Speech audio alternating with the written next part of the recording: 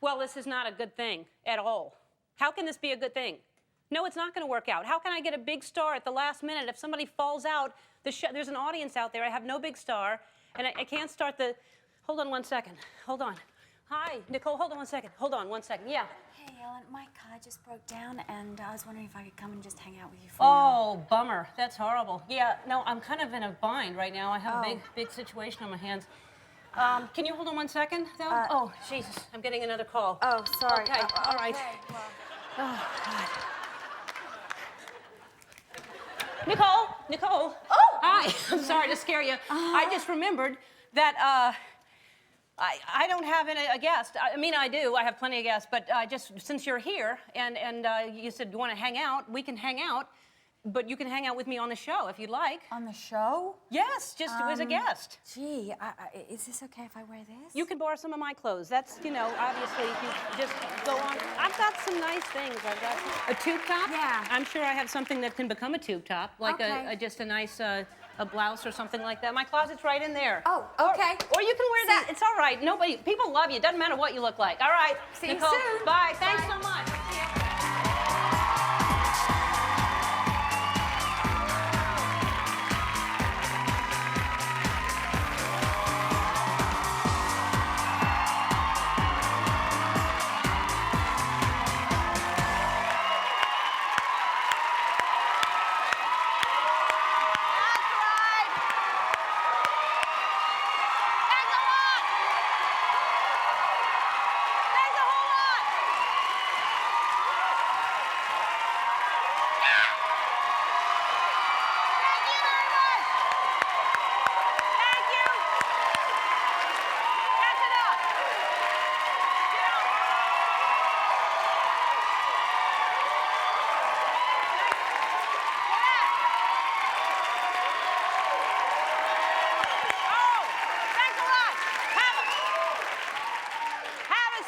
That's very nice. I appreciate it very much. Right back at you. I thank you all very much. I am in appreciation of your warm welcome, which, by the way, that's proper grammar. I want to point that out.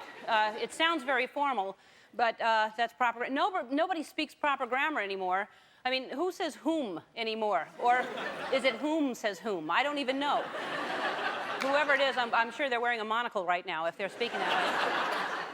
The reason I bring this up is because my friend, Harriet, is 85 years old and a lovely woman and a friend of my mother's, and I call her a friend, and she's a retired English teacher, and she told my mom that I'm using improper English on the show.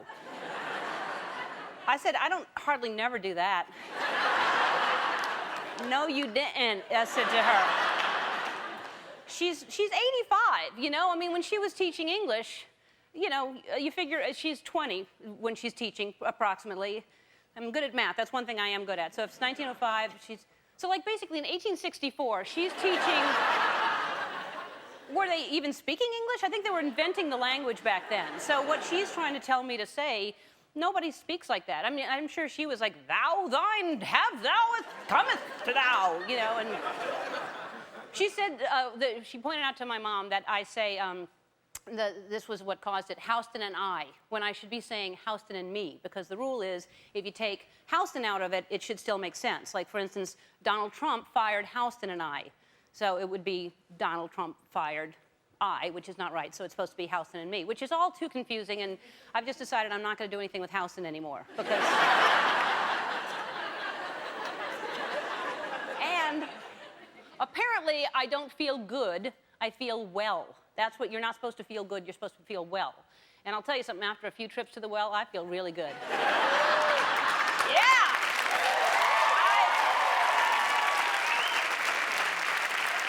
But don't tell James Brown that. Don't tell James Brown he can't feel good. Can you imagine? I feel well. I know that I shall now. So well, so well. I have got you. If you really think about it, some of the greatest songs some of my favorite songs are not proper English. You know, the Bill Withers song, which I love, Ain't No Sunshine When She's Gone. You know, and what is it supposed to be? There does not seem to be any sunshine when she's not present. And what rhymes with present? You know, pheasant, and then Well, let's name all the great songs in history that have the word pheasant in it.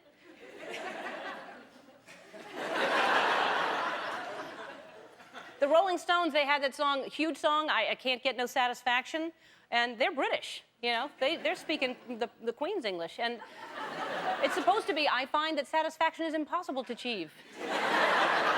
And it is if you talk like that, I'll tell you that. It's a double negative to say, I can't get no, so it really means I'm always satisfied. And if you're Mick Jagger, you should be. You really. Our head writer, Karen Kilgariff, is a stickler for correct grammar, and one of her first jobs when she was, I don't know, like 10 years ago, she was working in a clothing store, and someone said, bring those jeans over here. And Karen said, are these they? And all the girls in the clothing store laughed at her. 10 years later, she's my head writer. Yeah. Take that, laughing girls in clothing store.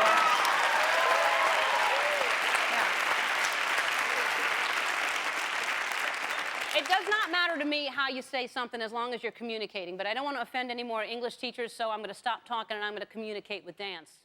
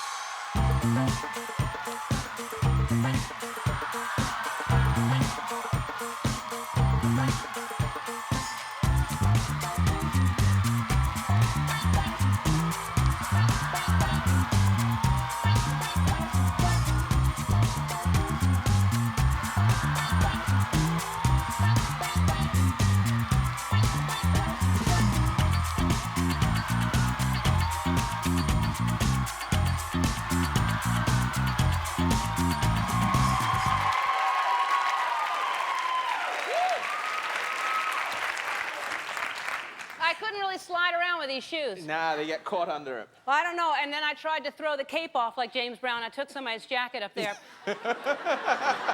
Hopefully you got it back. I'll pay for the dry cleaning. I will. So, hey, how about that? Nicole Kidman's here.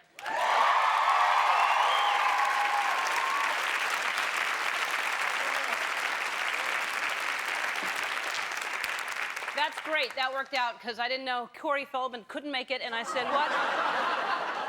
What will we do? She's a huge movie star, and if you've seen Birth, I don't know if you've seen the movie Birth.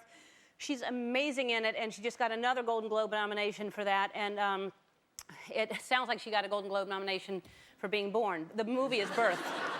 She didn't get a Golden Globe nomination for Birth, because that's not fair. She's amazing in it. And also on the show, I believe maybe you've heard of Jimmy Buffett. He is here. Yeah. He's got a new book, A Salty Piece of Land.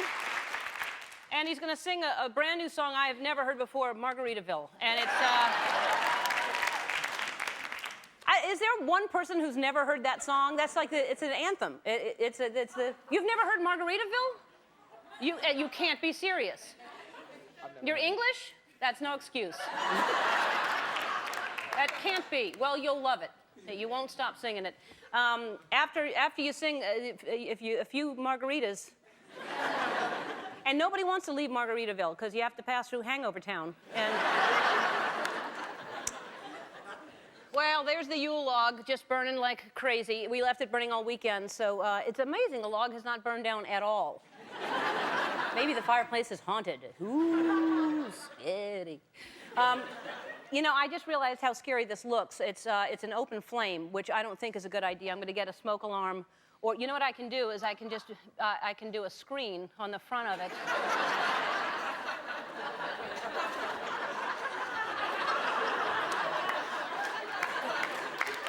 There.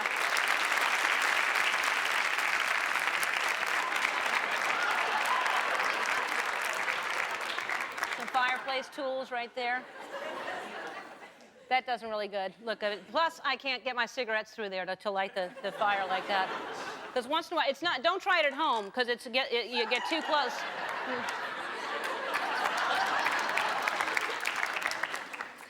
But it's very homey to have this, you know, and we have this mantle here, and we have my mama on top there, and then Houston is a little tiny boy. And what you can do is you just curl up with a good book, and you just read by the fire. That's what I do. That's what when I'm cold. You know, listen, people respond differently to cold weather. I love lighting a fire. The smallest excuse, I'll put my air conditioning on and light a fire if I have to.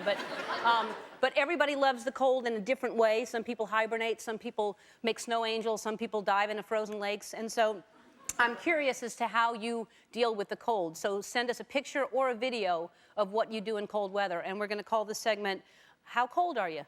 And we're gonna find out. And we already know how cool you are because you're watching the show. But how cold are you? So, yeah. Andy just, yeah. Hey, don't forget we have this auction going on right now to benefit the tsunami relief. Toyota has donated a brand new Prius. It's a beautiful car, and all the money we collect is going to help all those in need right now. Oh. Go to the website if you'd like to bid. And while you're on our website, write and tell us how you would like Houston to help you out this Valentine's Day. So we'll send Houston to you in any way that you need him. He could bake cookies for a loved one. This is a Valentine's Day gift that someone will never forget. So if there's a loved one that you want, I don't know that he's going to bake cookies well. I'm just making stuff up. He could babysit for you, and I don't know what he charges by the hour. But we're calling this Have Houston Do It for Someone You Love. So go to the website and find out how you can give a gift to Houston. And we're going to send this little guy right there. Well, he's not like that anymore, and he'll have clothes on. And he's a cute little baby, and we've asked you to send more pictures of your babies that you think look like celebrities. So let's take a look. We have more babies that people sent in. This is this is Ryan from North Bay, Ontario. His parents think he looks like Ryan Seacrest. We think he looks like Johnny Rotten. Jonathan from Markham, Ontario. His parents think he looks like Jim Carrey from Dumb and Dumber. We actually think he looks like Moe from the Three Stooges.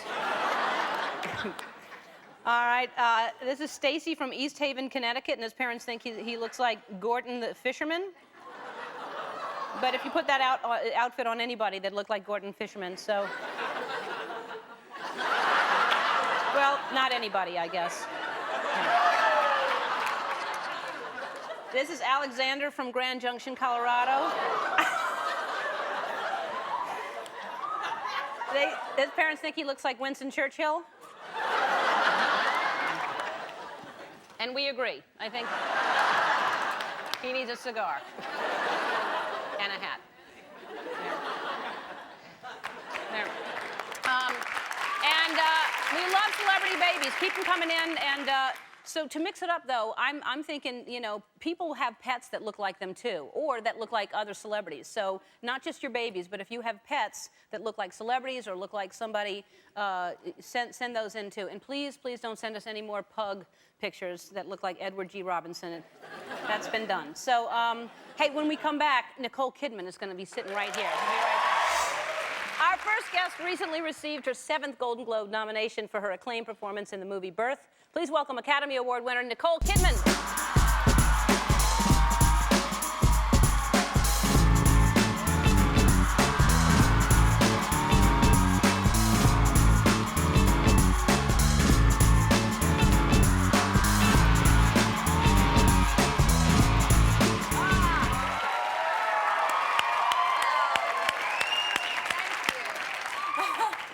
So you opted to wear that? Yeah, I thought the tube top didn't look so good. No? And it's a little chilly in here. It is chilly in here. It's colder today just because it's cold outside, but it's normally not quite this cold. Right. I apologize. Would you like a blanket or a muffler or something? I think I'll warm up. Yeah, all right, good. And I was telling you in the hallway, I just saw Birth last night. I hadn't seen it before. You are remarkable in that. You're great in everything that you do. I just am constantly amazed by... The The first time I saw you, and I'm sure it's not your first movie, but Dead Calm. Oh, yeah, no, that was pretty was much it? yeah. What a great movie that was. Yeah, that was, I remember when I got the role and I just couldn't believe it. It was one of those things where you just go, this is like a gift from heaven, because I was 18, I think, and I was asked to play older than I was, opposite Sam Neill. Yeah. Yeah. Well, and Billy Zane was great in it. And Yeah, yeah. Really? We got to live on a boat for 3.5 months making that. And did you get seasick or anything? Was that an easy No, thing for never. you? Well, I learnt to sail, so and I don't get any kind of motion sickness. Mm-hmm. For some reason, I can withstand. I've been up in those planes and done the G-force thing. Have you ever done that? No, I haven't. Oh. No. No. Well, why would you want to do that? Just to test it out? Yeah. Just to see what you Oh, do. I love doing dangerous things. Really? I mean, I'm a mother now, so I have Yeah. to be more careful. I Movie used to... studios are hearing you right now saying, Right. I do. I actually get banned from doing it when I'm making a film. I'm not allowed to skydive, which I love to do. I'm not allowed to dive with sharks, which I love to do. My kids have banned me from doing it too.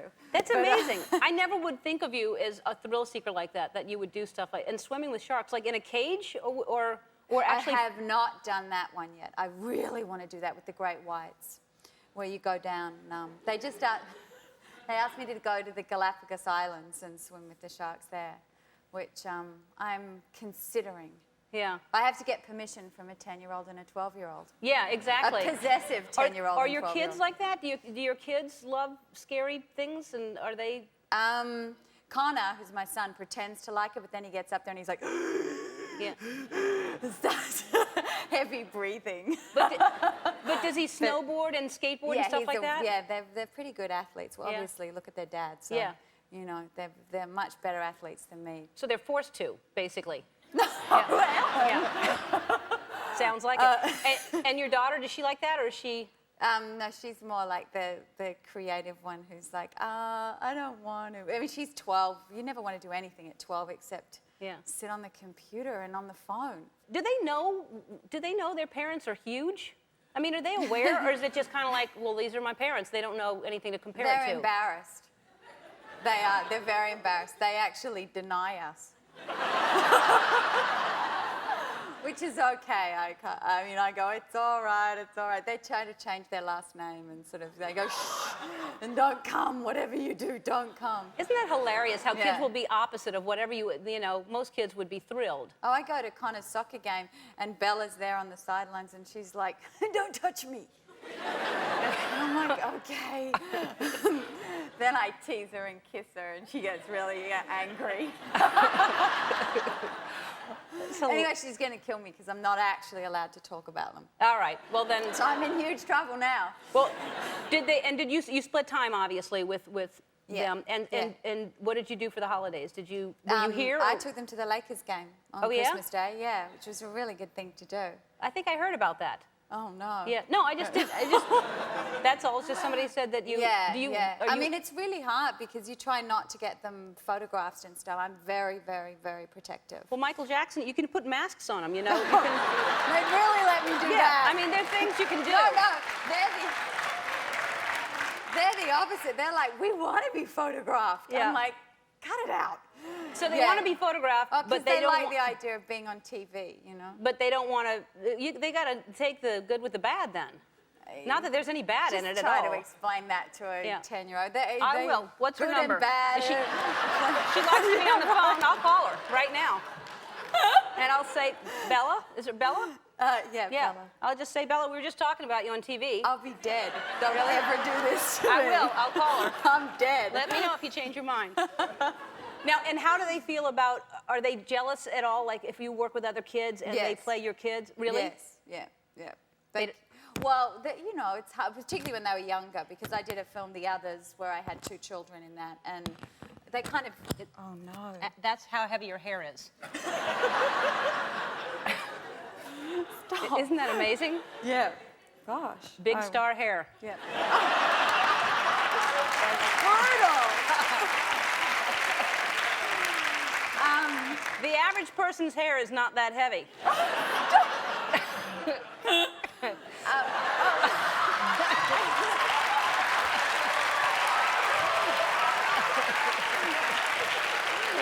That's my.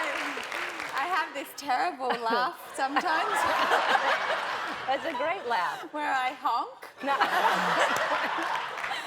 And I'm really trying to get out of the habit Oh. of doing it. We'll make bumper stickers up that says honk if you love Nicole.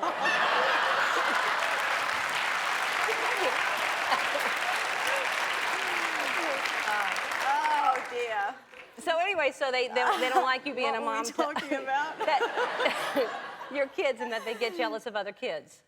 Oh, if they're not in the film, and you're having other children play your children. But of course, yeah. So, but no, do they want to be on? Do they? Got to get off them, Ellen. Okay, we Move will. on. Fine, we'll go to commercial. Let's go. We're back with Nicole Kidman.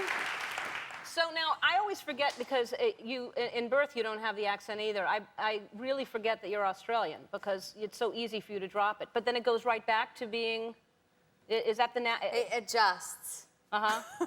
Whatever country I'm in. No, I mean, because I play so many different characters I do, you learn very early on that as an Australian actress you're going to have to do accents. Yeah, so when you're younger, because you have to kind of, that part of your brain, it develops early. So if you don't do that early on, it's hard for you to grasp. I don't know. I don't think I did it when I was younger. Really? No. Because I can't do it to save my life. I have the worst, I can't, if I tried to copy you right now. Well, the Australian accent's the hardest accent to do. That and South African. Yes, I don't know how you can do it at all. All right. I know, it's horrible. Don't try that anymore. No, I know. That's what I'm just trying to prove a point. But can you do English accent? I can't do anything at all. If I would try to it would go different places, of course. Not so good. I know it. And part of that, I was trying to go into Irish. That's where I started. I was trying to go with Irish, and it didn't. Okay, but here's you and Naomi Watts here, but a whole bunch of, what is it, a gaggle of you? What's it called when there's a bunch of Australians? A pride of Australians? Maybe a gaggle. A gaggle that of kind of is appropriate. Yeah, we've known each other. I mean, I've known Russell Crowe since I was about 17, and Naomi as well. Naomi since I was 15. But how do you all know each other? Just because it's a big country. It's like,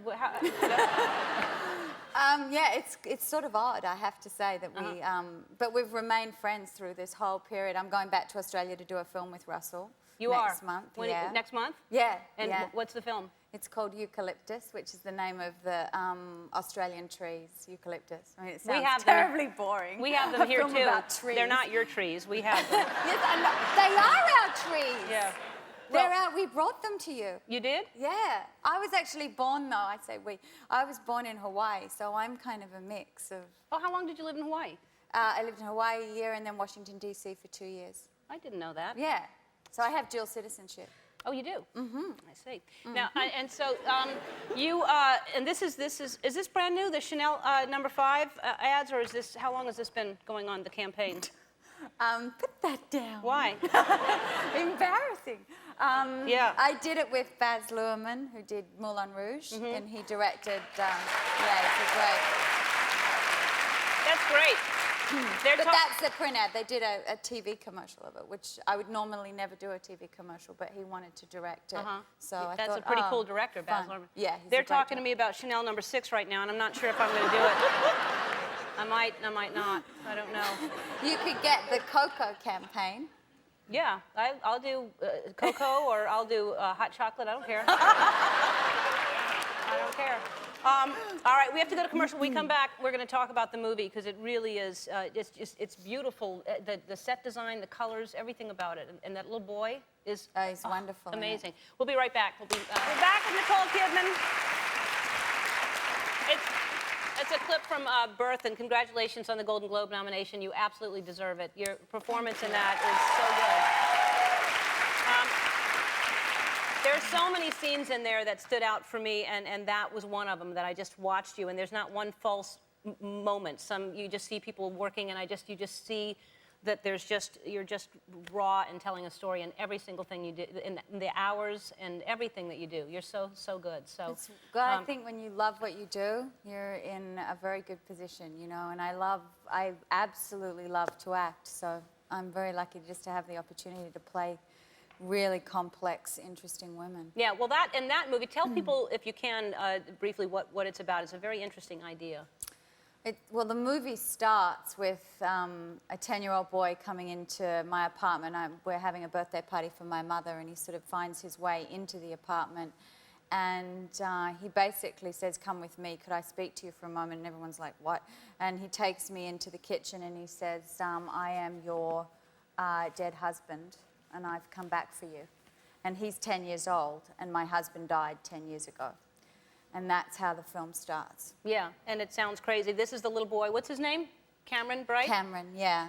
He's brilliant in this, isn't he? Yeah, because he has to walk the line of being a child and a man.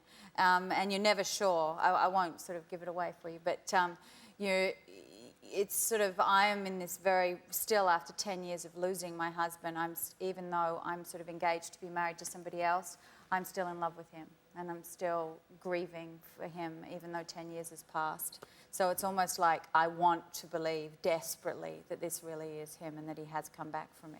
Yeah, and the end is a very interesting twist to it also. But yeah, it's really and beautifully shot. Just the colors, the wallpaper of the sets, and I just very sort of muted and yeah.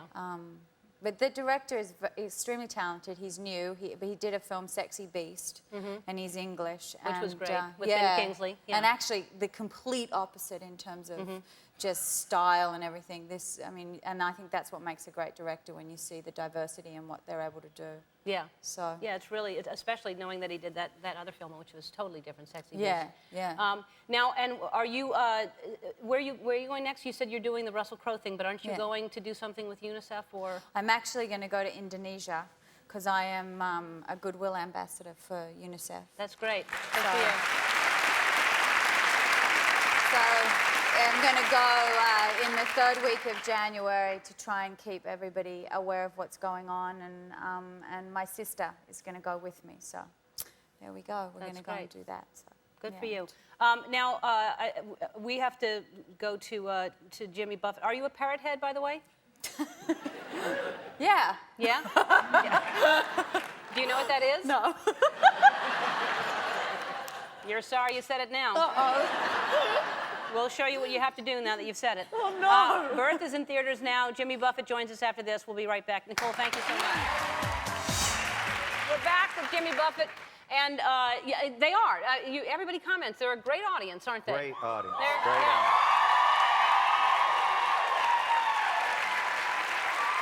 What's odd is they're the same people every day. That's same exact people. We just cast the audience. Big wardrobe backstage. Yeah, exactly. I noticed that. They change constantly and dye their hair to look different and everything. My hair's not going to bother my microphone like it did Nicole's. No. That's very considerate of you to keep it back like that. I was checking that while I was watching. Yeah. Wait a minute. Okay. All right. Yeah. If you want a hairnet, we have those. I could use one. Yeah. Now, did you have any idea, when did you write Margaritaville? 1977, I think. Yeah. And was it an easy song to write, or was it, how did? It was. It was one of those 6-minute wonders you hear about, but it actually happened to me. I was in Austin, Texas. It was a hot day, and I was at a bar. And I started it there because it was one of those things where the margarita, I can't even remember the name of the bar. I know the lady that took me there, but it just kind of, it tasted good, and then I had to get on a plane and fly where I lived in Florida, to Key West, and I continued the research there. And I went home and wrote it. Wow. So you wrote it when you were basically in the state of Margaritaville. I was, but I loved Hangover Town.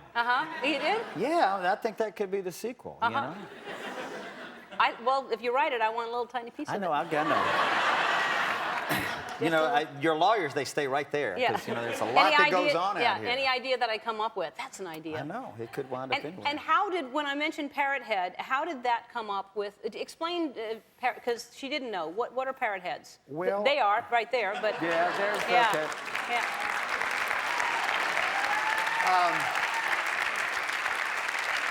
It started, I mean, you know this, I mean, I can't explain it. It started with costume when we were out on tour. It actually started in Ohio, of all places, and I have no kind of genetic or any kind of background connection to Ohio. I grew up down in the South, but they adopted us and started this thing where they just started coming to shows in Hawaiian shirts.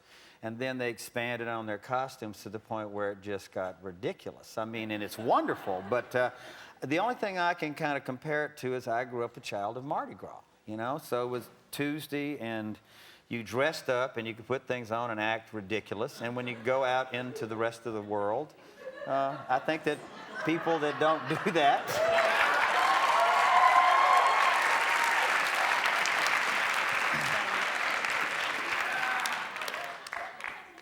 People that don't do that don't understand that everybody needs to have a little time off. Right. Well, I'm known for my owl, my hoo-hoo, and so my fans are called owl heads. I think I have a couple here tonight. There they are. Yeah.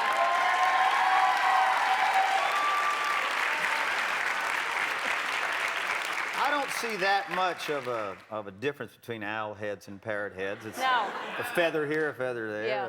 They're not. Their faces they were having so much fun, weren't they? I know are the batteries dead? What's going on? Somebody crack them up. I think they're trying to balance the owl without it falling off. But it's just that people just have so much fun, which I do appreciate, because it is. It's kind of, you know, I started out, I played on Bourbon Street. I went to Mardi Gras every year. And when you go out into the Midwest and all, they don't have that stuff. No. And so I kind of still feel it on Fat Tuesday. You know, I kind of feel that twang when I go out there. And it's their kind of, we bring Mardi Gras to them. That's the only kind of explanation I have And Mardi for Gras it. is something you'll never forget. I mean, being from New Orleans, it's something that is experience that if you haven't experienced it at least once in your life, you should experience Mardi Gras. It's wild. I was the king of Mardi Gras. Were you the king? Which parade? Crew of Clones. Really? They shut the parade down at the end of my reign. Uh-huh. It was the last parade through Bourbon Street, through the French Quarter. Yeah, it was cool. It's a big deal. Yeah, when it you're, was. And now, how in the world would you possibly have time with everything to write? And this is a bestseller. It's on the New York Times bestseller, A Salty Piece of Land. And look at the thickness of this. I mean, it's big. It's big. My book is not nearly that thick. My well, book let me hold it up for you. Yeah, no, it's. Look at. So if you're in the mood for some light reading, it's my book. If not, how would you have time to write a book? In the morning. I've got kids too, you know, and you have to find the time. And my old dear friend Herman Woke, when I worked on a musical with him, gave me the best piece of advice, which was to write a page a day.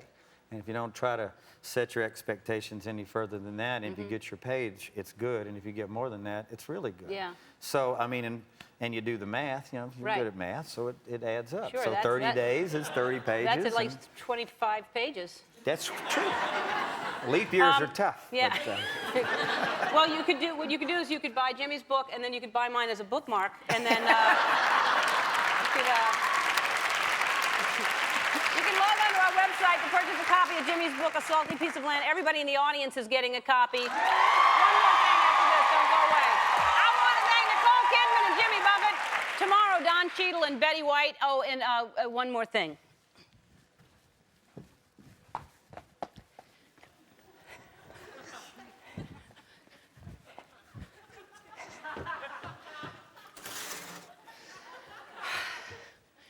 Wow. What a show. I mean, Nicole Kidman. She's big star. Tall, too. Very, very tall. Tall, big, tall star. Big, tall movie star. And taller than I thought. Taller than me, for sure, and taller than Tony. I think I'm taller than Tony, actually. I don't know what kind of shoes he wears, because he's behind the DJ booth. Maybe he's not even wearing pants. I don't know what Tony wears. But, man, and Jimmy Buffett. How about Jimmy Buffett? That was a great show. And I was so nervous. I thought the whole time I was pronouncing his name Jimmy Buffet, which I thought he was, because it's spelled the same way. And I thought, I'm not hungry. I hope it's not a buffet. And I made a, you know, I don't like the all-you-can-eat things anyway, because whenever I go to those all-you-can-eat things, they're like, I'll have like 5 shrimp, and I'm like, I'm stuffed, and that's a waste of money, you know, because it's actually be cheaper for me to just order shrimp instead of to all you can eat and get 5 shrimp. And God, all this food it's making me hungry. I'm gonna go eat. Bye. See you later.